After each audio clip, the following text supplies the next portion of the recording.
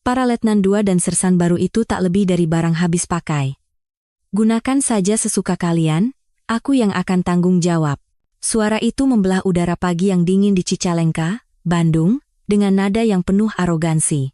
Di koridor markas Brigade Infanteri ke-8, Kolonel Bambang Suryo, sang komandan brigade, mengisap dalam-dalam rokok di bibirnya dan mengembuskan asapnya ke wajah para bawahannya. Di hadapannya, para perwira muda dan bintara yang baru saja pindah tugas berdiri dengan kepala tertunduk, wajah mereka pucat pasi karena ketakutan. Tak ada sedikit pun kebanggaan sebagai seorang prajurit, yang ada hanyalah ketundukan mutlak dalam pemandangan yang menyedihkan itu. Seolah mereka bukan manusia melainkan mainannya, Bambang mengetuk-ngetuk helm baja seorang Letnan 2 di barisan paling depan dengan tongkat komandonya yang bersarung tangan kulit. "Hei, peralatan golfku sudah kau masukkan ke mobil? Hari ini aku harus main dengan Pangdam. Kau sudah siapkan semuanya dengan baik, kan?" "Hah?" Tawa sinis Bambang menggema di sepanjang koridor yang sunyi. Tempat ini bukanlah sebuah markas militer yang menjaga negara, melainkan sebuah kerajaan pribadi tempat para penguasa mengisi perut mereka sendiri. Di balik panji kehormatan Brigade Kujang, tersembunyi kebenaran busuk yang sudah bernanah dan siap meledak kapan saja. Tepat pada saat itu, seorang prajurit wanita memasuki gerbang utama markas brigade dengan langkah yang tegap dan berirama. Seragam tempurnya yang berpangkat Sersan 2 tampak begitu rapi seolah baru disetrika, dan sepatu larsnya berkilau seperti cermin. Namanya adalah Kartika Wulandari. Ia adalah mantan anggota Kopassus yang telah menorehkan banyak legenda dan menjadi wanita termuda dalam sejarah Angkatan Darat yang meraih pangkat Letnan Jenderal. Namun, saat ini, ia telah menanggalkan bintang jenderalnya dan menyamar dalam pangkat terendah untuk sebuah misi. Tatapan mata Kartika lebih dingin dari angin puncak Jayawijaya dan begitu dalam. Tanpa ragu, ia menunjukkan kartu identitasnya kepada penjaga pos dan melangkah masuk ke dalam markas. Angin khas pegunungan Bandung yang menusuk tulang menerpa kerah bajunya, tetapi Kartika tidak bergeming sedikit pun. Sambil berjalan, ia teringat pertemuannya dengan Kepala Staf Angkatan Darat, Kasade, beberapa hari yang lalu di sebuah bunker di Mabesat. Jenderal Agung Wibowo, sang KSAD. Dengan wajah serius menyodorkan setumpuk dokumen tebal ke hadapannya. Divisi Infanteri ke-8. Dari luar, prestasi latihannya tampak luar biasa, tapi ada laporan intelijen bahwa di dalamnya mengalir air mata darah para perwira dan bintara muda. Intinya, korupsi dan penganiayaan sistematis yang dipimpin oleh Panglima Divisi telah mengguncang fondasi militer. Untuk membuang daging busuk itu, sang jenderal mengirimkan pedang paling tajam yang dimilikinya, Kartika, untuk menyamar sebagai sersan baru dan menyusup ke jantung pertahanan musuh, tepat sebelum ia dijadwalkan dilantik sebagai Panglima Kostrat yang baru. "Lapor. Sesuai perintah, saya Sersan 2 Kartika Wulandari, melaporkan diri untuk bertugas di Kompi Markas Brigade Infanteri ke-8. Begitu memasuki ruang administrasi, ia memberikan hormat dengan gerakan yang sempurna. Suaranya terdengar tegas dan penuh keyakinan. Namun, sikap perwira personalia yang menyambutnya sungguh tidak sopan. Sambil bersandar miring di kursinya, ia membolak-balik dokumen Kartika dengan acuh tak acuh. "Apa ini? Sersan wanita? Ah, bakal merepotkan," cibirnya sambil mengunyah permen karet dan menunjuk Kartika dengan dagunya. "Hei, Sersan Kartika, kau di sini bukan untuk liburan, jadi sadar dirilah. Terutama, jangan sampai mengusik komandan brigade. Kau tahu sendiri akibatnya kalau itu terjadi, kan?" Kartika menerima surat perintah penempatannya tanpa perubahan ekspresi sedikit pun meski dihina. Pandangannya sejenak menyapu ke ujung koridor yang ramai. Di sanalah tadi Kolonel Bambang melontarkan kata-kata kasarnya. Udara di markas ini sudah terasa busuk sejak awal. Segera setelah meletakkan barang-barangnya di barak wanita, Kartika langsung ditugaskan. Namun, tugas pertamanya bukanlah persiapan tempur, melainkan pekerjaan konyol membersihkan sekitar ruang kerja komandan brigade. Mengerahkan seorang bintara untuk mengurus ruang pribadi komandan jelas merupakan pelanggaran aturan, tetapi di sini, aturan tak lebih berharga dari tisu bekas. Saat sedang membawa peralatan kebersihan melintasi koridor, Kartika berpapasan langsung dengan Kolonel Bambang. Pria itu berjalan mendekat sambil menggoyang-goyangkan tongkat komandonya yang berlapis emas. Kartika segera berhenti dan memberikan hormat sesuai prosedur. Siap. Bambang menghentikan langkahnya dan mengamati Kartika dari atas ke bawah.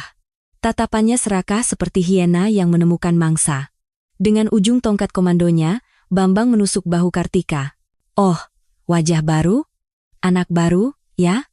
Kulitmu mulus sekali. Ia tersenyum menjijikkan dan memberi perintah. Hei, Sersan Kartika. Mulai hari ini, kau yang bertanggung jawab merawat anggrek di ruang kerjaku dan mencuci mobil pribadiku. Akhir pekan ini keluargaku pindah rumah. Jadi kau kumpulkan beberapa anak buah dan bersiaplah. Mengerti? Kilatan dingin mematikan sempat terlintas di kedalaman mata Kartika. Itu bukanlah rasa takut terhadap atasan, melainkan tatapan jijik dan muak pada sampah. Namun, Kartika dengan cepat menyembunyikan emosinya dan menundukkan kepala. Untuk saat ini, ia harus menyembunyikan cakarnya dan setia pada perannya sebagai sersan untuk mengungkap kebusukan musuh. Siap, mengerti, Komandan. Akan saya laksanakan. Mendengar jawabannya, Bambang tertawa puas dan berlalu. Kartika menatap punggungnya yang tambun sambil memulai hitungan mundur di dalam hatinya. Tepat 6 hari lagi. Setelah masa kesabaran itu berlalu, pada hari ke-7, ia akan berdiri di atas podium lapangan upacara ini bukan sebagai seorang sersan, melainkan sebagai Panglima Kostrad yang baru, dan akan memberikan mereka neraka. Sore harinya, Panglima Divisi, Mayor Jenderal Heru Santoso, datang berkunjung.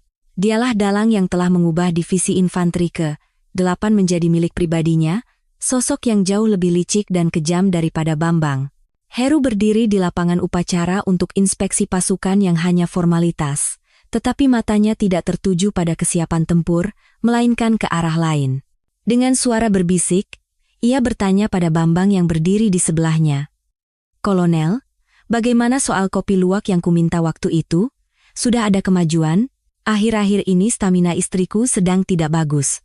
Kudengar di daerah Bandung sini airnya jernih dan hasil alamnya luar biasa. Mendapat tekanan terselubung dari Maijen Heru, Kolonel Bambang membungkuk hormat hingga punggungnya nyaris patah seraya tersenyum licik. Jangan khawatir, Panglima. Saya sudah mengerahkan beberapa bintara yang terampil untuk menyisir seluruh perkebunan di sekitar sini.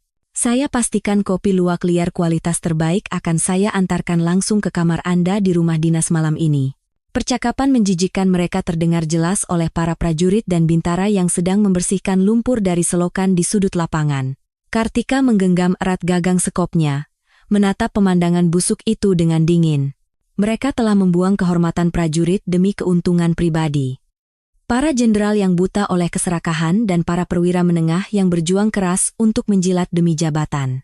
Ketamakan mereka lebih pekat dan kotor daripada awan mendung yang menutupi langit Bandung. Tiba-tiba, seorang prajurit bernama Prakabudi tergelincir saat bekerja dan tanpa sengaja mencipratkan sedikit air lumpur ke ujung sepatu bot Heru yang mengkilap. Sontak, udara di lapangan upacara membeku, wajah Heru memerah padam, lalu berubah gelap. Bajingan gila, matamu kau taruh di mana? Hah? Tahu berapa harga sepatu ini? Ini kulit kualitas terbaik buatan tangan pengrajin Italia. Heru dengan kasar merebut tongkat komando dari tangan Bambang dan langsung menghantamkannya ke helm baja Prakabudi. Buk! Dengan suara tumpul, prajurit itu kehilangan keseimbangan dan jatuh tersungkur. Para perwira di sekitarnya bahkan tidak berani bernapas, takut kemarahan sang panglima menular kepada mereka. Buku-buku jari Kartika memutih karena terlalu keras mencengkeram gagang sekop. Ia ingin sekali berlari dan menghantam rahang sombong itu, tetapi ia menggigit bibirnya dan menahan diri. Belum saatnya.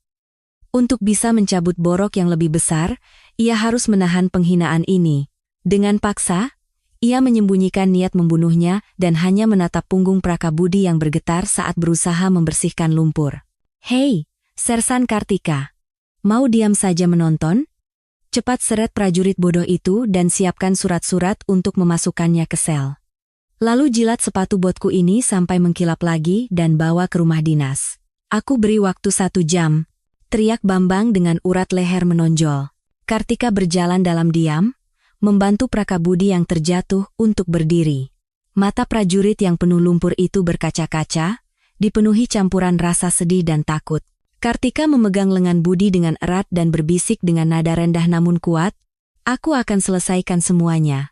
Kau tidak melakukan kesalahan apapun, Suaranya memiliki aura wibawa yang tak terduga untuk seorang sersan, membuat Bambang merasakan sedikit hawa dingin di punggungnya.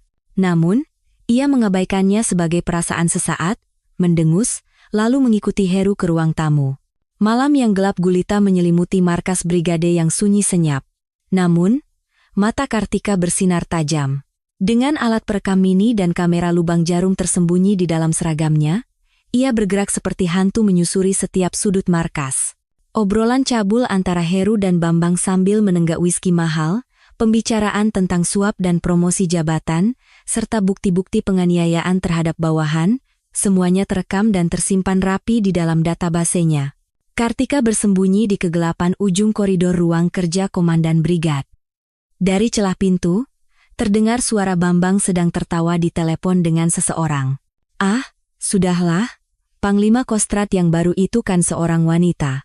Kalau wajahnya lumayan cantik, kita sambut saja dengan karangan bunga, lalu sajikan laporan kinerja divisi yang sudah dipoles sedemikian rupa, pasti dia akan terkesan, bukan?" katanya mantan Kopassus. Mungkin dia akan sedikit sok karena punya pengalaman tempur. Tapi koneksi Maijen Herukan sampai ke istana, jadi apa yang bisa dia lakukan? Sebentar lagi juga akan jinak dan mudah diatur. Di dalam kegelapan, Kartika menyeringai dingin. Dalam kamusnya, tidak ada kata jinak.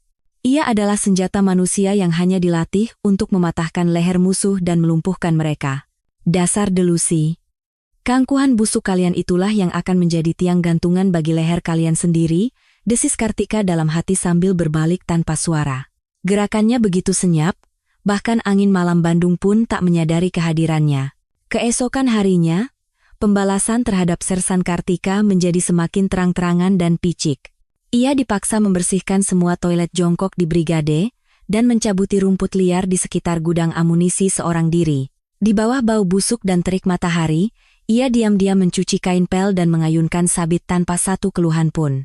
Saat sedang menyeka keringat di belakang gudang amunisi, Prakabudi, yang kemarin dipukuli, mendekat dengan hati-hati sambil menyerahkan sekaleng minuman dingin. "Sersan, maafkan saya, gara-gara saya?" Sersan jadi ikut kena getahnya. Komandan brigade itu pendendam sekali. "Jangan terlalu memaksakan diri, Sersan. Santai saja." Tangan Prakabudi masih sedikit bergetar. Kartika menerima minuman itu, memasukkannya ke saku, dan menatap lurus ke mata prajurit itu. "Tidak perlu minta maaf. Militer bukanlah tempat untuk menindas orang dengan pangkat, melainkan tempat untuk memikul tanggung jawab seberat pangkat itu. Bertahanlah sedikit lagi. Sebentar lagi udara busuk ini akan dibersihkan." Tatapan matanya yang penuh keyakinan membuat Prakabudi terpesona dan menelan ludah. Aura kepemimpinan yang agung, yang tak mungkin dimiliki oleh seorang sersan wanita biasa, menyelimuti dirinya. Setelah menyelesaikan pekerjaannya, Kartika menuju gudang tua yang terbengkalai di belakang markas. Di sana, di bawah lindungan Bambang, seorang mayor dan beberapa perwira menengah lainnya sedang berpesta minuman keras di jam kerja. Sebuah bukti nyata dari disiplin militer yang telah membusuk. Saat Kartika menahan napas untuk mulai mengumpulkan bukti, tiba-tiba, "Loh? Hei, Sersan Kartika. Sembunyi di situ ngapain? Malas-malasan?" "Ya." Sang mayor yang mabuk berat terhuyung-huyung keluar dari gudang dan berteriak. Ia mengulurkan tangannya dengan kasar untuk mencengkeram kerah baju Kartika. Tubuh Kartika, yang telah ditempa oleh latihan khusus selama bertahun-tahun, secara refleks hendak memelintir pergelangan tangan itu. Namun, dengan kesabaran luar biasa, ia menghentikan gerakan itu. Sebaliknya, ia hanya menatap sang mayor dengan ekspresi dingin, tidak menunjukkan kepatuhan maupun perlawanan. "Tidak mau menunduk, ha? Sersan rendahan sepertimu berani menatapku, akan kubuat kau membusuk di sel." Air liur dan makian menyembur dari mulut mayor itu, tetapi Kartika hanya diam menunduk. Jauh di dalam dadanya, semangat juang Kopassus yang membara bergejolak seperti lahar, tetapi ia menelan amarahnya, mengingat beban sebagai seorang letnan jenderal yang tak terlihat di pundaknya. Malam itu, Kartika menatap langit malam Cialengka yang gelap pekat. Bintang-bintang di langit bersinar dengan cahaya dingin yang kejam. Waktu yang tersisa hingga hari penghakiman tinggal 6 hari. Baginya, waktu ini bukanlah sekadar penantian, melainkan masa penempaan yang menyakitkan untuk mengasah pedang agar dapat mencabut akar busuk yang menggerogoti militer hingga tuntas. Kartika menyentuh tanda pangkat sersan yang usang di kerah seragamnya. Tak lama lagi, pangkat rendahan ini akan berubah menjadi 3 bintang emas cemerlang yang membela keadilan, Angkatan Darat Republik Indonesia. Kolonel Bambang dan Maijen Heru mungkin sedang bersulang merayakan kemenangan, berpikir bahwa kerajaan korupsi yang mereka bangun akan abadi. Namun, mereka tidak pernah bermimpi bahwa sersan wanita yang mereka perlakukan seperti serangga inilah yang akan menjadi malaikat maut pembawa kehancuran mereka. Fajar di Bandung yang berkabut dimulai dengan kesunyian yang mencekam, angin lembah yang turun dari lereng gunung terasa tajam seolah bisa mengiris daging. Jauh sebelum trompet pagi memecah keheningan lapangan upacara, Kartika sudah terjaga, gerakannya saat bangkit dari tempat tidur begitu sigap dan tanpa celah.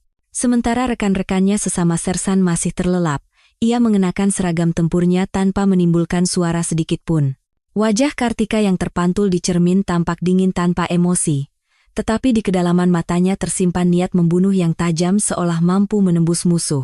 Tugas pertamanya hari ini adalah membersihkan ruang kerja Komandan Brigade Bambang dan ruang istirahat rahasianya. Fakta bahwa seorang sersan baru harus membersihkan sendiri ruang komandan yang telah diubah menjadi tempat hiburan malam adalah bukti nyata betapa busuknya unit ini. Saat ia berjalan di koridor membawa peralatan kebersihan, foto-foto sejarah kejayaan Brigade Kujang yang tergantung di dinding tampak semakin menyedihkan kontras dengan kenyataan yang korup. Begitu membuka pintu ruang kerja komandan, bau busuk dari pesta mereka semalam langsung menyengat. Aroma whisky mahal dan asap rokok adalah bukti pesta menjijikkan yang diadakan oleh Maijen Heru dan Bambang tadi malam. Kartika membuka lebar jendela untuk sirkulasi udara dan diam-diam mulai mengepel lantai. Di tengah tumpukan dokumen di atas meja, tangannya tiba-tiba berhenti. Di balik sampul bertuliskan laporan status logistik militer. Tersembunyi catatan penggelapan dana operasional prajurit untuk merenovasi rumah dinas dan membeli stik golf seharga puluhan juta rupiah. Kartika segera mengeluarkan kamera super mini dari lengan bajunya dan memotret dokumen-dokumen itu. Tidak ada ampun bagi mereka yang menjual kehormatannya, gumamnya pelan, suaranya lenyap di telan udara.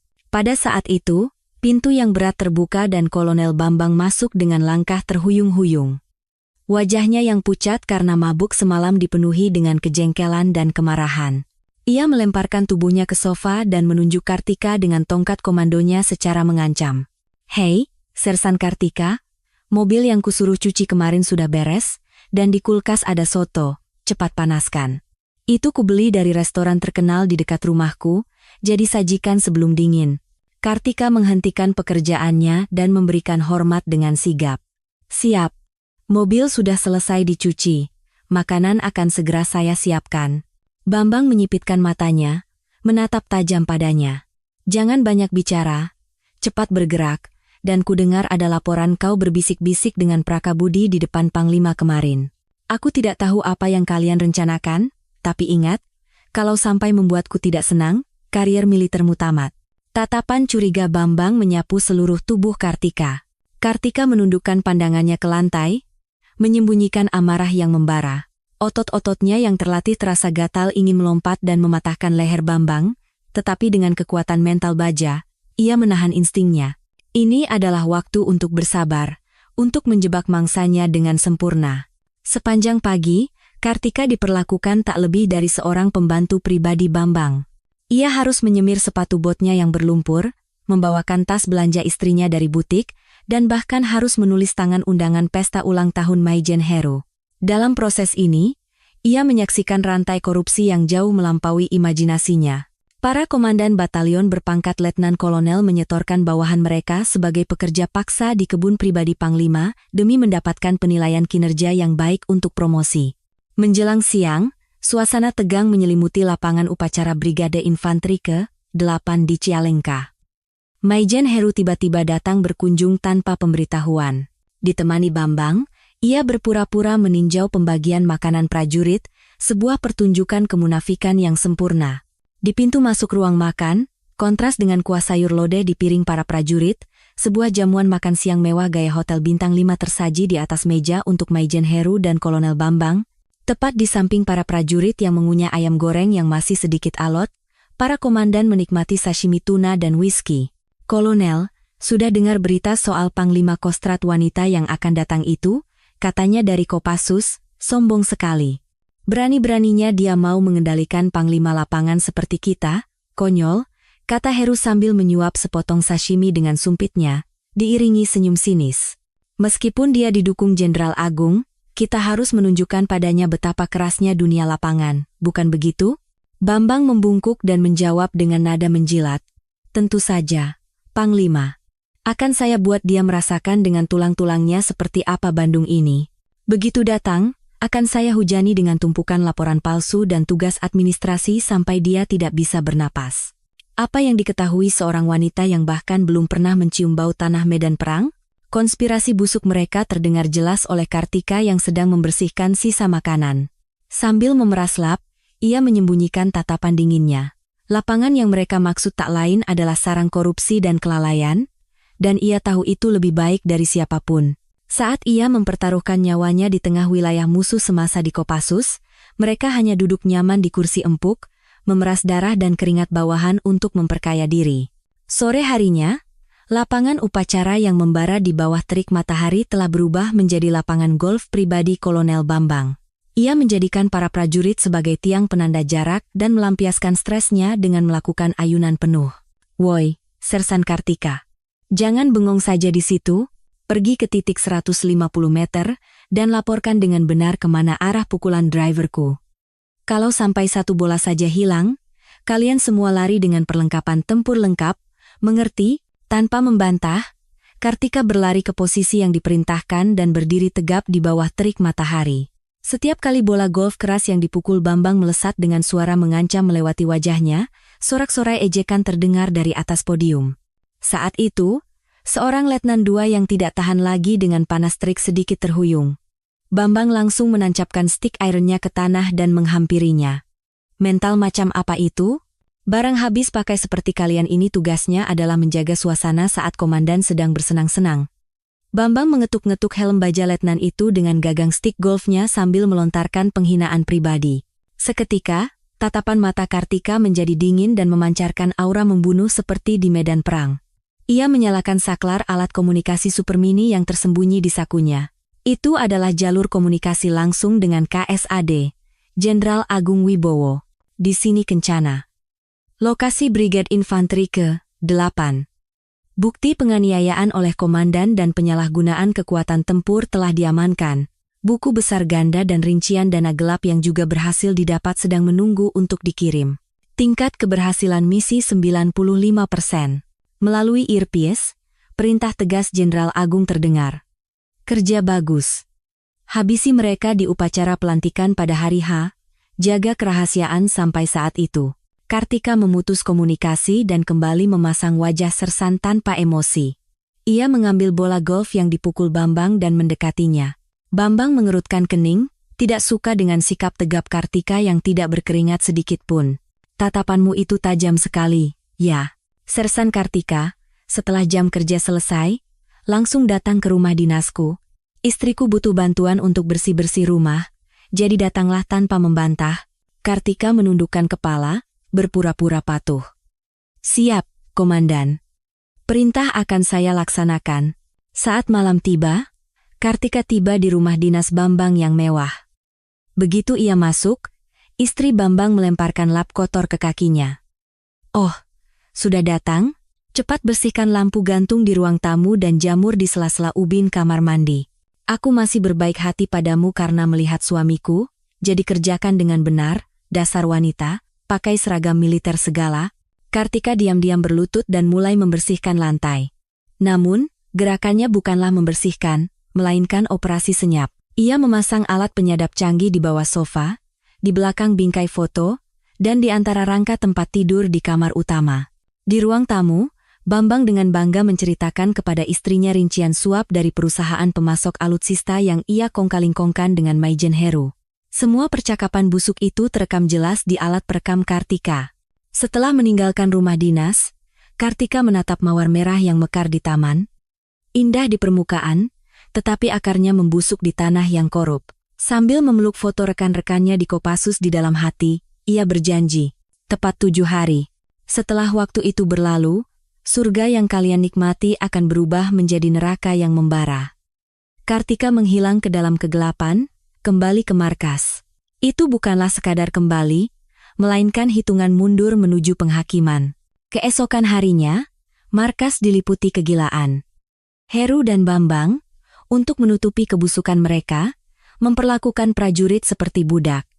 Latihan tempur dibatalkan sepenuhnya.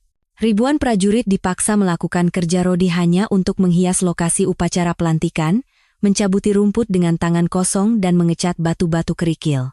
Di tengah latihan neraka dan ketidakadilan itu, Kartika diam-diam menjadi perisai bagi para prajurit. Ia merangkul bahu seorang letnan 2 yang menangis di toilet, dan tanpa kata meletakkan sosis jatahnya di atas piring prajurit yang kelelahan karena hukuman fisik tanpa alasan. Bagi para prajurit, kehadiran Sersan Kartika adalah sumber kekuatan dan sandaran yang tak bisa dijelaskan. Saat ia berada di dekat mereka, bahkan makian kejam Bambang atau tatapan tajam, Heru terasa seperti macan kertas. Akhirnya, seolah menandai akhir dari babak pertama, matahari merah terbit di atas punggung pegunungan Bandung yang liar. Waktu yang tersisa hingga upacara pelantikan, hari penentuan, tinggal 3 hari. Kartika berdiri sendirian di tengah lapangan upacara yang kosong, menatap tiang bendera tempat bendera Panglima Kostrad akan segera berkibar dengan tatapan dingin. Kibaran sang merah putih yang ditiup angin kencang terasa seperti genderang perang yang memukul jantungnya, atau mungkin seperti jeritan musuh-musuhnya. Kartika berlutut untuk mengencangkan kembali tali sepatu botnya. Di saku dalam seragamnya, tersimpan ratusan halaman buku besar korupsi dan bukti video yang siap memutus napas mereka, dingin seperti bilah pedang. Kini, tinggal melepaskan tali kekang anjing pemburu dan menerkam leher mereka. Kolonel Bambang masih bersandar angkuh di kursinya, membentak-bentak bawahannya. Sementara itu, Majen Heru dengan santai menenggak minuman keras, memikirkan cara untuk mempermalukan dan menjatuhkan Letjen Kartika di upacara pelantikan nanti. Mereka sama sekali tidak sadar bahwa bilah guillotine yang tajam dan besar sudah siap jatuh di atas leher mereka, terhuyung-huyung dalam cawan racun kekuasaan yang manis dan mematikan. Berdiri di lapangan upacara, Kartika perlahan memejamkan mata dan menghirup udara malam. Angin dingin Bandung mengacak-acak rambutnya, tetapi senyum di bibirnya lebih dingin dan mengerikan daripada angin itu sendiri. Kartika Wulandari, legenda hidup Kopassus dan Letnan Jenderal wanita termuda di Angkatan Darat, kisah balas dendam yang telah ia siapkan baru saja menyelesaikan pendahuluan yang membosankan dan mulai melesat menuju babak utama yang berdarah-darah. Semakin larut malam, pegunungan di sekitar Bandung seolah mengeluarkan napas berat seperti binatang buas. Namun, lapangan upacara Brigade Infantri Ke-8 masih mengerang di bawah cahaya lampu sorot yang terang benderang meski waktu telah jauh melewati tengah malam. Atas perintah dadakan dan gila dari Majen Heru, gladi resik upacara penyambutan malam hari yang tidak ada dalam jadwal sedang dipaksakan. Seolah-olah upacara seremonial yang megah untuk memukau mata Panglima Kostrad yang baru adalah satu-satunya alasan keberadaan unit ini, para prajurit disiksa sepanjang malam.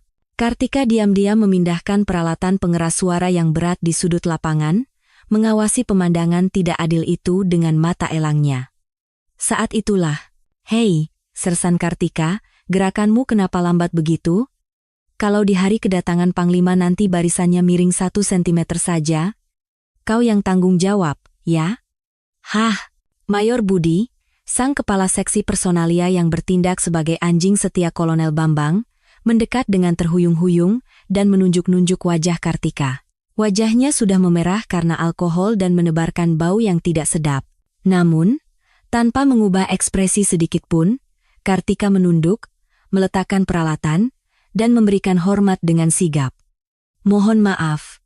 Akan segera saya perbaiki," suaranya yang tenang namun tegas membelah udara malam yang dingin. Pandangan dingin Kartika segera beralih ke podium di tengah lapangan. Di sana, Majen Heru berdiri. Ia mengenakan jaket tebal kualitas terbaik, menyeruput teh hangat yang mengepul, dan berteriak-teriak kepada para prajurit yang gemetar kedinginan dalam seragam tempur tipis mereka. "Ini semua untuk menunjukkan semangat juang divisi kita. Jangan biarkan dingin sepele ini merusak acara penyambutan jenderal." "Hei, Kolonel, dekorasi panggung itu terlalu sederhana. Tidak bisa lebih mewah lagi?" Cepat cari kain emas atau apapun untuk ditambahkan. Demi menyenangkan Heru, Bambang mulai menekan para perwira bawahannya seperti iblis. Perintah tidak masuk akal pun turun. Segera sisir seluruh kota Cicalengka dan sekitarnya untuk mencari kain emas. Ketika seorang letnan 2 dengan suara gemetar memberanikan diri melaporkan bahwa anggaran dekorasi sudah habis, Bambang melotot dan tanpa ampun memukuli bahu letnan itu dengan tongkat komandonya. Alasan anggaran. Kurangi saja jatah makan para cecunguk itu. Kalau kita bisa membuat Panglima terkesan, anggaran itu akan kembali berlipat ganda. Dasar bodoh, mata Kartika bergetar karena marah menyaksikan pemandangan itu. Dengan tenang, ia memastikan lampu indikator pada alat perekam Super Mini di sakunya menyala. Bukti-bukti bahwa Bambang telah menggelapkan dana operasional unit untuk membeli suap dan memotong uang makan prajurit demi mempersiapkan pesta penyambutan mewah untuk Panglima sudah lengkap di tangannya. Latihan neraka itu baru berakhir lewat pukul 2 dini hari. Para prajurit kembali ke barak dengan kondisi lemas, tetapi Kartika masih mendapatkan tugas lain. Merapikan ruang kerja pribadi di rumah dinas Kolonel Bambang, sebuah perintah pribadi yang sangat tidak pantas bagi seorang sersan. Sambil berjalan sendirian di jalanan Cicalengka yang gelap gulita, Kartika merenungkan kembali tanggung jawab dan beban berat yang menyertai bintang jenderal yang ia sandang di dalam hatinya. Saat membuka pintu rumah dinas Bambang, bau alkohol yang memuakkan menyambutnya. Bambang sudah tergeletak mabuk di sofa. Merasakan kehadiran Kartika, ia terhuyung-huyung bangkit. Dengan mata sayu, ia menatap Kartika dan berkata dengan suara cadel, "Hei, Sersan Kartika, kau kerja bagus sekali. Kalau upacara pelantikan ini berjalan lancar, bagaimana kalau kupromosikan kau ke staf pribadi Panglima? Di sana, kau bisa menikmati serunya mengelola uang negara yang tidak ada habisnya. Tapi kau tahu syaratnya, kan? Harus patuh padaku." Ya? Ia tersenyum mesum dan mengulurkan tangannya yang lengket untuk menyentuh dagu Kartika. Kartika secara refleks memalingkan wajah, menghindari sentuhan kotor itu. Semasa di Kopassus, ia tidak pernah gentar meski diancam dengan pedang tajam musuh, tetapi sentuhan menjijikan dari atasan yang berpura-pura menjadi sekutu ini menimbulkan rasa mual dan muak yang tak tertahankan. Dengan suara dingin, ia berkata, "Komandan, Anda sudah terlalu banyak minum. Saya akan segera menyelesaikan tugas merapikan ruang kerja dan kembali ke markas." Seketika, wajah Bambang berubah masam. "Berani-beraninya kau sok jual mahal. Menghancurkan hidup sersan rendahan sepertimu itu bukan masalah besar bagiku. Mengerti?" Setelah memastikan Bambang tertidur pulas dan mendengkur, Kartika menyelinap ke ruang kerja seperti hantu. Gerakannya cepat dan tepat. Ia dengan ahli membuka brankas di bawah meja. Di dalamnya, tersimpan buku besar rahasia berisi rincian dana miliaran rupiah hasil kong kali kong Heru dan Bambang dengan para kontraktor. Dengan kamera Super Mini, Kartika memotret setiap halaman penting dari buku besar itu tanpa terlewat satu pun. "Dengan ini, leher kalian ada di tanganku." Setelah mengamankan bukti, ia keluar dari rumah dinas, menembus kabut fajar. Matahari merah terbit di atas punggung gunung Tampomas di kejauhan, tetapi realitas militer yang ia hadapi hanyalah kegelapan yang suram. Ia mengepalkan tinjunya. Tinggal 48 jam lagi, jarum jam penghakiman sudah mulai berdetak. Keesokan paginya, lapangan upacara bergetar oleh teriakan Bambang. Mendapat laporan bahwa kembang api untuk upacara pelantikan basah karena kelalaian penyimpanan, ia murka dan menendang tulang kering prajurit yang bertanggung jawab. "Dasar tidak becus. Beraninya kau menabur abu di jalan yang akan dilewati Panglima. Mau membusuk di sel, ha?"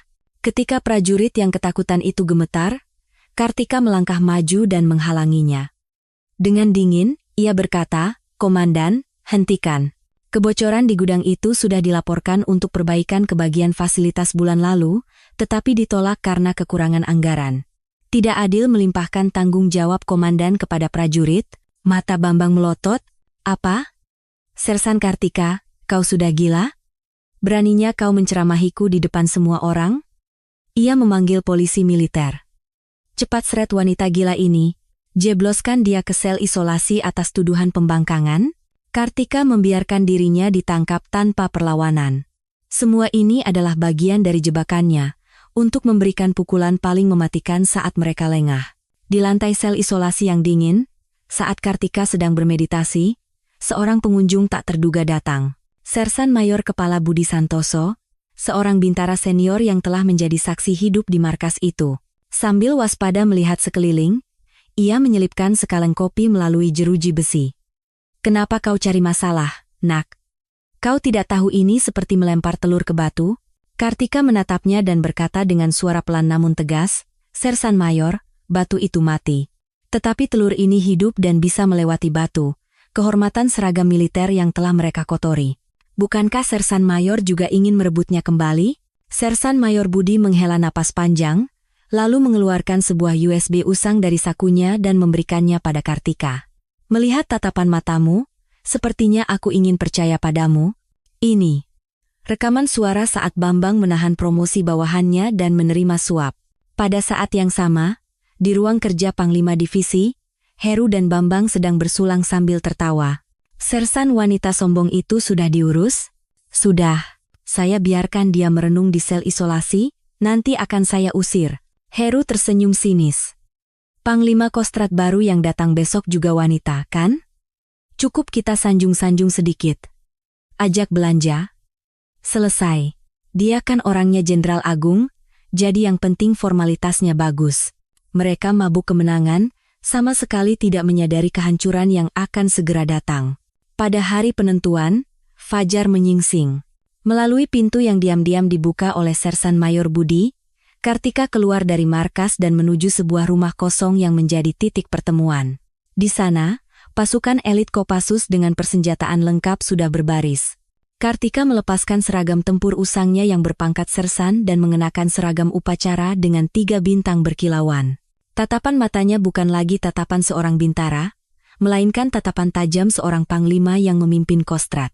Setelah membersihkan uap di cermin kamar mandi, bayangan Sersan Kartika yang lemah dan berguling-guling di lapangan upacara selama seminggu terakhir telah lenyap sepenuhnya. Rambut pendeknya yang dipotong rapi dan tajam, tatapan mata yang mengintimidasi musuh, dan 3 bintang emas yang menyala lebih terang dari matahari di kedua pundaknya. Itulah wibawa luar biasa yang dimiliki oleh Letnan Jenderal Kartika Wulandari. Para ajudan dengan tangan gemetar menyerahkan seragam upacara yang telah disetrika tanpa celah. Saat ia mengenakan jaketnya, medali-medali yang ia peroleh saat mempertaruhkan nyawa di Kopassus menempel di dadanya dengan suara logam yang berat. Setelah menyelipkan pistol komandan yang dingin di pinggangnya, Kartika mengenakan topinya dan menggeram pelan. "Semua sudah siap, Panglima." Tim khusus polisi militer dan inspektorat jenderal sudah mengepung lapangan upacara, tidak akan ada satu tikus pun yang bisa lolos. Di seberang jendela, lapangan upacara tempat bendera Brigade Kujang berkibar dengan acuh tak acuh terlihat. Di sana, Heru dan Bambang pasti sedang menyembunyikan keserakahan busuk mereka di balik seragam upacara yang megah, tidak menyadari bahwa hitungan mundur menuju kehancuran mereka telah dimulai. "Berangkat. Kita akan tunjukkan pada mereka bahwa seragam militer bisa menjadi kain kafan." Sedan hitam yang membawa Kartika melesat, merobek kabut tebal Bandung. 3 bintang di bendera standar yang berkibar di atas kap mobil bukan lagi sekadar pangkat, melainkan stempel penghakiman bagi para koruptor. Di atas podium lapangan upacara yang diiringi musik megah dari Korps Musik Militer, Majen Heru dan Kolonel Bambang menyambut mobil yang mendekat dengan perasaan kemenangan. Mengabaikan keputusasaan dan kemarahan yang terukir di mata ribuan prajurit, mereka hanya memimpikan kejayaan pribadi. Akhirnya, mobil komando itu berhenti dengan mulus. "Kolonel, lihat baik-baik. Inilah yang namanya kekuasaan." Sambut dia dengan sangat hormat, bisik Heru dengan senyum licik. Saat itu, pintu belakang mobil terbuka. Sepatu bot tempur yang lega menginjak aspal.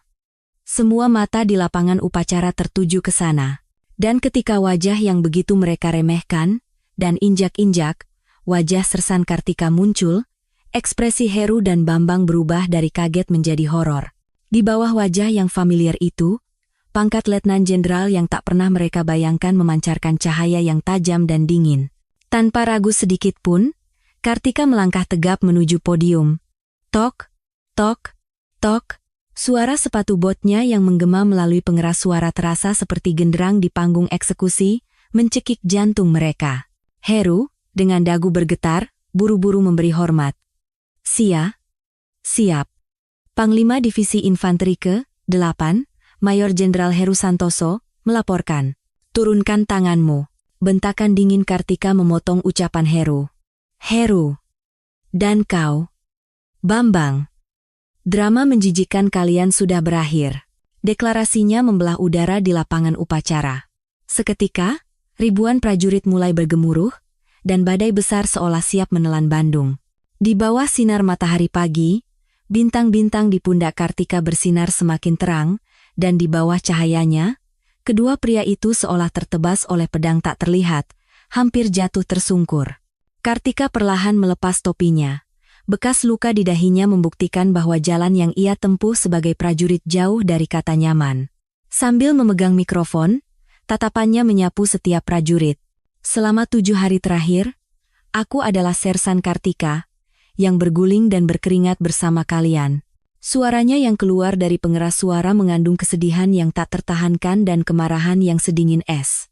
Yang kulihat bukanlah semangat angkatan darat yang kuat, melainkan keserakahan busuk yang merampas jatah makan bawahan untuk mengisi perut sendiri. Kesombongan yang memperlakukan para pemuda yang mengemban tugas suci pertahanan negara seperti budak. Seragam militer adalah pakaian suci untuk membela tanah air, bukan topeng untuk menutupi kejahatan kalian. Heru, dengan wajah pucat, berpegangan pada pagar podium dan berkata dengan suara serak, Panglima, ini salah paham. Saya hanya sedikit keras dalam mendisiplinkan demi meningkatkan kekuatan tempur unit. Kartika menoleh dan menatapnya tajam. Tatapan matanya yang mematikan membuat Heru menahan napas. Kekuatan tempur? Apakah memukuli bawahan dengan stik golf itu yang kau sebut kekuatan tempur? Apakah menggelapkan logistik militer untuk membelikan tas mewah istrimu itu yang disebut wewenang komando? Kartika mengeluarkan sebuah buku catatan usang dari sakunya. Buku penghakiman yang berlumuran air mata darah Sersan Mayor Budi. Dengarkan baik-baik. Komandan Brigade Infanteri ke-8, Kolonel Bambang. Penggelapan dana makan 200 juta rupiah. Pengerahan prajurit secara ilegal untuk merenovasi rumah dinas. Penganiayaan dan ancaman terus-menerus terhadap perwira muda yang memprotesnya. Inikah wujud dari peningkatan kekuatan tempur yang kau maksud? Di dalam buku yang diangkat Kartika, tercatat aliran dana gelap yang masuk ke kantong Majen Heru, lengkap dengan tanggal dan jumlahnya. Tanpa ada selisih 1 rupiah pun. Di hadapan bukti yang tak terbantahkan itu, kaki Kolonel Bambang lemas. Ia jatuh terduduk di lantai seperti terpidana mati yang menunggu vonis. Wajahnya pucat pasi seperti mayat. Dari kegelapan di belakang Kartika, para jaksa dari Auditorat Jenderal dan polisi militer yang telah bersiaga, atas isyaratnya, serentak menyerbu podium. Berdasarkan Kitab Undang-Undang Hukum Pidana Militer Pasal 126 tentang penyalahgunaan wewenang, Pasal 131 tentang penganiayaan, dan Undang-Undang Pemberantasan Tindak Pidana Korupsi, Mayor Jenderal Heru Santoso dan Kolonel Bambang Suryo dengan ini dicopot dari jabatannya dan ditangkap segera. Semua pihak terkait yang bersekongkol merugikan negara dan menindas prajurit, segera isolasi. Suara Kartika menggelegar seperti petir di lapangan upacara. Polisi militer dengan kasar mencengkeram kedua lengan Heru dan Bambang. Sabuk kulit komandan yang mewah dan tanda pangkat di pundak yang begitu mereka banggakan, disobek paksa. Tanda pangkat yang jatuh ke lantai bukan lagi simbol wibawa, melainkan puing-puing kejatuhan. Seruan tertahan meledak dari mulut para prajurit yang memadati lapangan. Itu bukan sekadar keterkejutan. Itu adalah perasaan lega seolah batu besar yang menekan dada mereka selama lebih dari 1 dekade telah hancur berkeping-keping. Kartika tidak sedikit pun melirik para komandan korup yang diseret sambil berteriak. Ia kembali memegang mikrofon dan memberikan hormat kepada para prajurit yang menatapnya dengan mata berkaca-kaca. Prajurit sekalian, rasa sakit saat membuang daging busuk ini hanya akan sementara. Sebagai Panglima Kostrat, aku berjanji. Mulai hari ini, kekerasan berdasarkan pangkat di jajaran Kostrat telah berakhir selamanya. Aku akan mempertaruhkan karier militerku untuk membuktikan apa artinya menjadi pemimpin yang bertanggung jawab, bukan komandan yang memerintah. Sorak-sorai membahana mengguncang langit Bandung. Kartika turun dari podium dan mendekati Prakabudi, prajurit yang dulu ia tolong.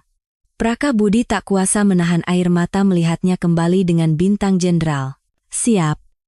Kau sudah bekerja keras, Praka. Mulai sekarang, Air mata yang kau tumpahkan bukan lagi jejak kesedihan, melainkan bukti kebanggaan karena telah membela keadilan. Kartika memegang erat bahu Prakabudi. Kehangatan itu membuat prajurit itu terisak dan mengangguk. Di tempat yang baru saja dilewati badai penghakiman, semangat keprajuritan yang sejati mulai bersemi. Letnan Jenderal Kartika Wulandari langsung mengayunkan pedangnya bahkan sebelum euforia upacara pelantikan mereda. Ia tidak berkantor di markas Kostrad, melainkan memulai tugasnya dari markas divisi ke-8 yang menjadi sarang korupsi, dengan hanya beralaskan tempat tidur lipat. Potret Angku Heru yang menghiasi dinding ruang kerja Panglima Divisi dibuang ke tempat sampah. Sebagai gantinya, tergantung kaligrafi kutipan dari Jenderal Sudirman, pelihara tentara kita, jangan sampai tentara dikuasai oleh partai politik manapun juga. Kartika membedah satu persatu praktik-praktik yang salah, menggoreskan pena merahnya di atas tumpukan dokumen. Asisten logistik, kau sudah gila? Biaya penggantian batu taman di rumah dinas Panglima 300 juta rupiah? Batalkan seluruh anggaran itu sekarang juga. Alihkan untuk mengganti pemanas air yang rusak di pos-pos terdepan Brigade Infanteri ke-8. Prajuritku mandi dengan air dingin, sementara komandannya sibuk memandangi batu. Asisten logistik itu mencatat perintah Kartika dengan tangan gemetar. Beberapa hari kemudian, Kartika melakukan inspeksi mendadak ke Brigade Infanteri ke-8. Begitu sedan hitam dengan bendera bintang 3 berkibar di bawah sinar matahari, pos jaga menjadi gempar. Namun, Kartika yang turun dari mobil justru tersenyum hangat kepada para penjaga dan membalas hormat mereka dengan santai. Langkahnya langsung menuju ruang makan prajurit. Wakil Komandan Brigade yang bertindak sebagai pelaksana harian berlari tergopoh-gopoh. Panglima? Seandainya memberitahu lebih dulu, kami bisa menyiapkan penyambutan. Penyambutan tidak perlu. Gunakan waktu itu untuk memastikan jatah makan prajurit lebih baik. Aku datang untuk makan apa yang dimakan oleh anak buahku. Kehadiran Kartika di ruang makan sempat membuat suasana hening. Tetapi sorak-sorai pecah ketika ia mengambil sendiri nampan dan ikut mengantre. Kartika duduk di seberang Prakabudi, menikmati nasi hangat dan sup dengan daging yang melimpah. Makanlah dengan santai. Bagaimana, nasinya enak? Siap, Panglima. Baru kali ini lauk dagingnya sebanyak ini. Terima kasih banyak.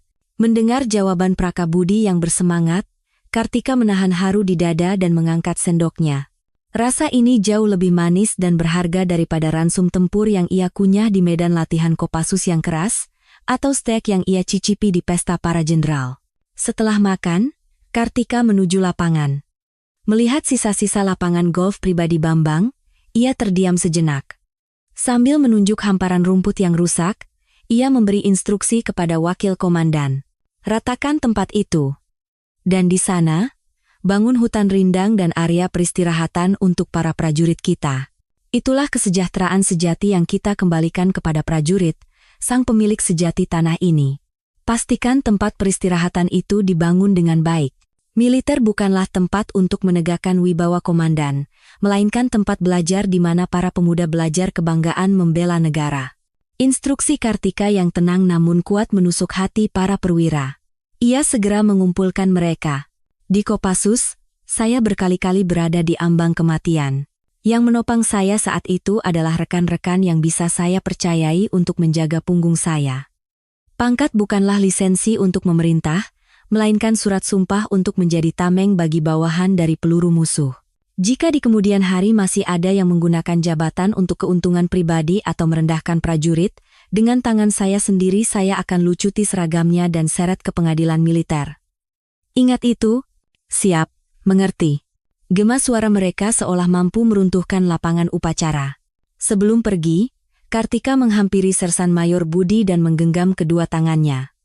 Sersan Mayor, tanpa catatan yang Anda jaga dengan mempertaruhkan nyawa, keadilan ini mungkin akan terkubur. Saya hormat pada Anda karena telah menunjukkan teladan prajurit sejati. Sersan Mayor Budi meneteskan air mata haru dan menunduk. Panglima terlalu memuji. Semangat keprajuritan yang sekarat telah Panglima hidupkan kembali. Sekarang saya bisa pensiun dengan tenang. Kartika masuk ke dalam mobil komando. Pemandangan Bandung yang berlalu di luar jendela tampak damai, tetapi perjuangannya baru saja melewati babak pertama. Beban yang ia pikul sebagai Panglima Kostrad tidaklah ringan. Namun, ia tidak goyah. Kini, di belakangnya, bukan lagi kepatuhan mekanis, melainkan ribuan prajurit setia yang tulus mengikutinya. Sedan hitam itu melesat menembus kabut.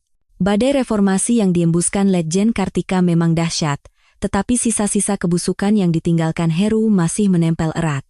Mereka menahan napas, menunggu saat pedang Kartika menjadi tumpul. Kembali ke ruang kerjanya, Kartika membentangkan peta operasi. Pandangannya tertuju bukan pada gedung markas yang megah, melainkan pada pos-pos terpencil di lembah-lembah dalam Gunung Patuha. Ajudan, batalkan semua jadwal sore ini. Sekarang juga kita akan melakukan inspeksi mendadak ke kompi-kompi terpisah di wilayah pegunungan Ciwidey. Panglima, daerah itu bahkan belum dibersihkan dari sisa longsor dan medannya sangat berat. Sebaiknya hubungi divisi untuk meminta kendaraan pengawal demi keamanan. Kartika menolaknya mentah-mentah. Kau tahu apa yang kulihat dari bawah? Laporan aman terkendali seringkali hanyalah kebohongan untuk menenangkan komandan. Aku tidak mau melihat sandiwara yang sudah disiapkan, aku ingin melihat kondisi sebenarnya. Satu mobil jeep sudah cukup. Ia menanggalkan seragam upacara berbintang 3 dan mengenakan seragam tempur yang tak masalah jika kotor. Jeep itu meraung ungur mendaki jalanan gunung yang curam. Roda-rodanya sesekali selip di tepi jurang, tetapi tatapan mata Kartika tetap tak bergeming. Setelah menempuh perjalanan panjang, mereka tiba di sebuah pos pegunungan di bawah Brigade Infanteri ke-8. Kedatangan Panglima Kostrad tanpa pemberitahuan membuat pos itu gempar. Siap. Selamat datang, Panglima. Perwira piket berlari tergopoh-gopoh memberikan hormat. Kartika mengamati bagian dalam pos yang dingin dan langsung masuk ke barak. Di sana, seorang prajurit 2 yang sedang membersihkan senjata di pojok menarik perhatiannya. Ia tampak kesakitan dan berjalan pincang. Kakimu kenapa, prajurit? Prajurit itu pucat pasi, menatap Kartika dan perwira piket bergantian. Perwira piket dengan cepat menyela. Siap. Kemarin terjatuh saat latihan taktis, hanya memar ringan. Rencananya akan kami kirim ke poliklinik. Kartika menatap tajam perwira piket itu. Matanya, yang telah melihat segala macam hal di pasukan khusus, tidak bisa dibohongi, ia berjongkok di depan prajurit itu dan menyingkap celananya. Di betisnya, terdapat memar mengerikan berbentuk jejak sepatu bot. Ini luka karena terjatuh? Perwira, kau sedang bercanda denganku? Bentakan sedingin es Kartika membuat barak hening seketika. Ia memegang tangan prajurit yang gemetar itu. Tidak apa-apa. Sebelum menjadi panglima, aku adalah rekanmu. Katakan yang sebenarnya. Siapa yang melakukan ini padamu? Prajurit itu akhirnya menangis tersedu-sedu dan mulai berbicara. Meskipun komandan telah berganti, di puncak gunung terpencil ini, kekerasan masih menjadi raja. Komandan Kompi dan Bintara Administrasi adalah orang-orang yang dulu berlindung di bawah ketiak Maijen Heru. Takut kebusukan mereka terungkap, mereka semakin menekan para prajurit. Di mana Komandan Kompi sekarang? Atas pertanyaan dingin Kartika, perwira piket dengan suara gemetar melaporkan bahwa Komandan Kompi sedang makan-makan dengan pihak swasta di luar. Fakta bahwa komandan sedang bersenang-senang di kota yang hangat, sementara prajuritnya memperbaiki peralatan dengan tangan membeku di tengah cuaca dingin, membuat Kartika merasakan amarah yang melampaui batas, berubah menjadi niat membunuh. Ia segera menelepon Komandan Polisi Militer Kostrad. Segel Kompi ini sekarang juga dan lakukan investigasi khusus. Lacak posisi Komandan Kompi secara real-time dan tangkap di tempat. Tidak ada satupun yang boleh lolos. Malam itu, Kartika tidak tidur di rumah dinas yang nyaman, melainkan di barak prajurit. Ia mengoleskan sendiri salep untuk luka radang dingin dan mendengarkan kisah-kisah sedih mereka. Penggelapan dana makan, pemerasan surat izin cuti, dan berbagai tindakan keji lainnya yang tak terbayangkan terungkap satu persatu. Dini hari, Komandan Kompi yang pulang dengan sempoyongan karena mabuk, dihadapkan pada barisan polisi militer dan tatapan tajam Letjen Kartika di antara mereka. Mabuknya langsung hilang. Ia jatuh terduduk di tempat. Kartika menatapnya dengan dingin dan berkata, "Minuman keras yang kau tenggak itu adalah air mata darah para prajurit. Sampah sepertimu bahkan tidak pantas mengenakan seragam ini. Tidak ada ampun bagimu." Sejak insiden itu, reformasi Kartika menyebar seperti api ke seluruh jajaran Kostrad. Ia melaporkan hal ini kepada KSAD, Jenderal Agung Wibowo, dan menegaskan tekadnya untuk memberantas tuntas praktik-praktik busuk di tubuh militer. Namun, perlawanan dari sisa-sisa loyalis Heru dan sebagian politisi militer yang korup tidak bisa diremehkan. Di sebuah rapat di Mabesat, seorang jenderal senior menyindir Kartika, "Letjen Kartika, semangat Anda memang bagus, tetapi militer itu hidup dari hierarki. Kalau Panglima turun tangan langsung seperti Sersan, di mana wibawa komando, Kartika tidak mundur." Ia menatap lurus jenderal itu. Wibawa komando tidak ada pada komandan yang tidak dihormati. Hierarki yang sejati lahir dari kepercayaan, bukan ketakutan. Saat ini saya bukan sedang memotong daging saya sendiri, melainkan membuang sel kanker yang menggerogoti militer kita. Apakah jenderal akan tetap memelihara benjolan kanker itu? Sikap tegasnya membuat ruang rapat hening, dan Jenderal Agung memberinya dukungan dengan senyum puas. Kembali ke Bandung, Kartika memimpin latihan manuver tempur yang realistis. Saat divisi infanteri ke-8 menjadi ujung tombak latihan, sebuah kecelakaan tak terduga terjadi. Akibat hujan deras, tanah menjadi labil, dan sebuah panser terancam jatuh ke jurang sungai yang berarus deras. "Panglima, berbahaya. Kita harus menunggu tim penyelamat datang." Meskipun para stafnya melarang, Kartika membangkitkan kembali instingnya semasa di Kopassus dan mengikatkan tali di tubuhnya. "Anak buahku ada di sana. Komandan adalah orang yang makan paling akhir dan terjun ke dalam bahaya paling pertama." Tanpa ragu, ia menuruni tebing menembus hujan deras dan membuka palka panser. Para prajurit yang ketakutan, merasa merinding saat menyadari bahwa orang yang datang menyelamatkan mereka dengan kondisi berlumuran lumpur adalah Panglima Kostrat. Setelah mengevakuasi satu persatu prajurit dengan aman, saat Kartika naik kembali ke atas, semua prajurit di lokasi memberikan hormat yang tulus. Ia menepis lumpur dari seragamnya dan tersenyum cerah. "Ada yang terluka? Selama kalian semua selamat, itu sudah cukup." Tatapan mata para prajurit telah berubah. Di lapangan upacara setelah latihan berakhir, yang terasa bukan hanya kelegaan, melainkan kebanggaan mendalam yang hanya dimiliki oleh mereka yang telah mengatasi situasi ekstrem. Hormat yang mereka berikan kepada Kartika bukan lagi kepatuhan pada pangkat, itu adalah kepercayaan tak terbatas pada seorang kawan yang siap mereka ikuti melewati garis hidup dan mati. Reformasi Kartika telah membangun kembali divisi ke-8 dari dalam. Malam itu, Kartika berdiri sendirian di puncak sebuah bukit di belakang Cicalengka. Angin dingin yang menusuk tulang berhembus, tetapi ia tidak bergeming. Kalung pengenal usang yang ia keluarkan dari saku bersinar dingin di bawah cahaya bulan. Itu adalah peninggalan rekannya yang gugur dalam operasi semasa di Kopassus. "Kawan, militer yang begitu kau dambakan akan kupastikan terwujud." Ia menatap kota Bandung yang terlelap dalam kegelapan dan bersumpah. Beban Kostrat yang besar kini berada di pundaknya, tetapi beban itu justru membuatnya semakin membara. Beberapa hari kemudian, Kartika tiba-tiba mengubah arah mobil dinasnya. Tujuannya adalah sebuah desa terpencil di pedalaman, yang bahkan tidak tertera jelas di peta. Di sana, di sebuah gubuk reot, tinggal orang tua seorang sersan kepala yang dulu mencoba melaporkan korupsi Maijen Heru, namun akhirnya dipaksa pensiun dini dan meninggal karena sakit hati. Rumah itu begitu dingin, angin masuk melalui celah-celah dinding. Kartika menyuruh para pengawalnya menunggu di luar dan masuk ke dalam seorang diri. "Maafkan saya. Saya datang terlambat."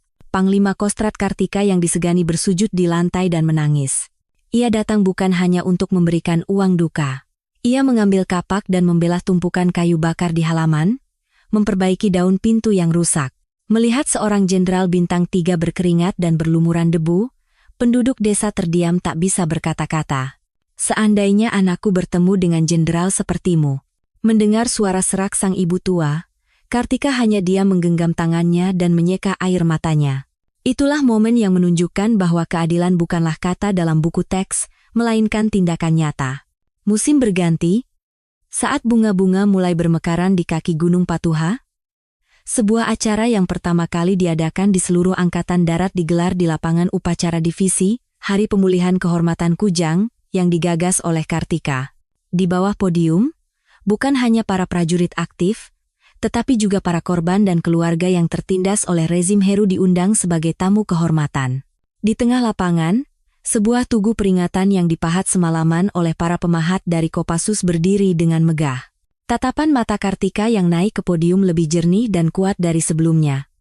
Saat ia memegang mikrofon, napas ribuan orang seolah terhenti. Angin musim semi meniup kerah bajunya, tetapi semua yang berkumpul di sana tahu. Musim semi ini tidak datang dengan sendirinya, melainkan musim kemenangan yang ditumbuhkan dari darah dan keringat olehnya dan para prajurit setelah melewati musim dingin yang kejam. Saat tiba waktunya untuk pidato puncak, Kartika tidak langsung memegang mikrofon, melainkan berjalan ke tepi podium. Dan di hadapan puluhan ribu prajurit dan warga yang memadati lapangan, ia membungkukkan badannya dalam-dalam 90 derajat. Salam dalam keheningan itu memiliki gaung yang lebih besar daripada 1000 kata. Saat mengangkat kepala, matanya tampak memerah. Rekan-rekan prajurit yang saya cintai, dan warga Bandung sekalian. Hari ini, kita berkumpul di sini untuk merenungkan kembali makna sejati dari tentara yang melayani, bukan tentara yang menguasai. Kekuatan tentara memang merupakan pedang yang diarahkan pada musuh. Tetapi pada saat yang sama, ia juga harus menjadi perisai yang melindungi mereka yang paling lemah dan terpinggirkan. Seruan tulus Kartika yang menyebar melalui pengeras suara menciptakan gelombang emosi yang hangat di lapangan upacara. Tanpa menunggu lama, ia turun dari podium dan memanggil Sersan Mayor Budi dan Prakabudi yang dulu memberinya semangkuk nasi hangat saat ia menyamar naik ke atas panggung. Kartika secara pribadi menyematkan lencana kujang kehormatan yang berkilauan di dada mereka yang gemetar. Pangkat tidak mencerminkan kepribadian. Tetesan keringat yang tumpah demi rekan seperjuangan adalah medali termulia yang bisa dimiliki seorang prajurit. Puncak acara adalah lari bersama seluruh prajurit. Biasanya, komandan akan menaiki kendaraan inspeksi, tetapi Kartika menyuruh pengemudinya minggir dan mengambil posisi di barisan terdepan. Ikuti saya. Dengan aba-abanya, 3 bintang jenderal ikut berayun di antara seragam tempur prajurit yang berbau keringat. Rute sejauh 8 km dari Cicalengka hingga Ranca Ekek menjadi pemandangan spektakuler gelombang hijau raksasa. Di tengah sorak-sorai warga yang tumpah ruah ke jalan, saat lari berakhir dan senja merah mulai menyelimuti lereng Gunung Manglayang, Kartika berdiri sendirian di atap markas, bersandar pada pagar, menatap langit barat. Saat itu, Kepala Staf Angkatan Darat, Jenderal Agung Wibowo, diam-diam mendekatinya. Letjen Kartika, yang kau capai bukan sekadar reorganisasi unit. Ini adalah keajaiban yang menghidupkan kembali akar militer yang membusuk. Kartika memberikan hormat dengan sikap sempurna. Jenderal, saya hanya menempuh jalan yang seharusnya ditempuh oleh seorang prajurit.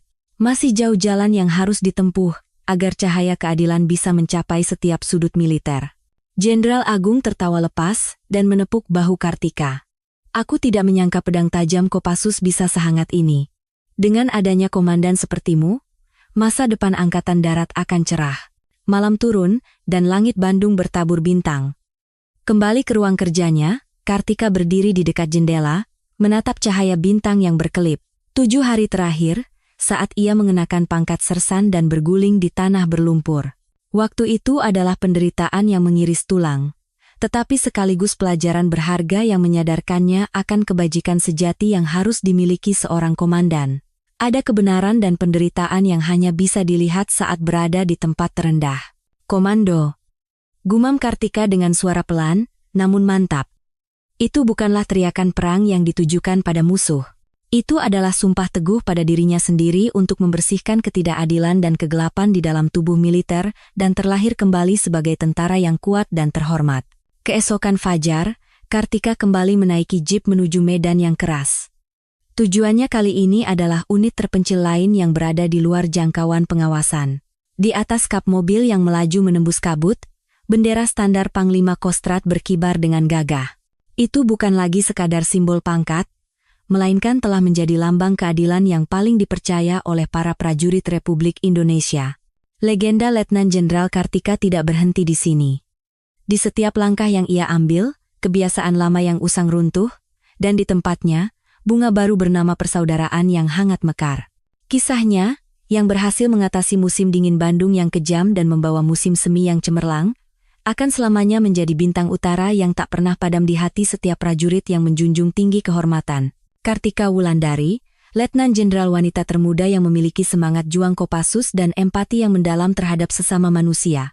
Hingga hari di mana tanah air memanggil, komando agungnya tidak akan pernah berhenti.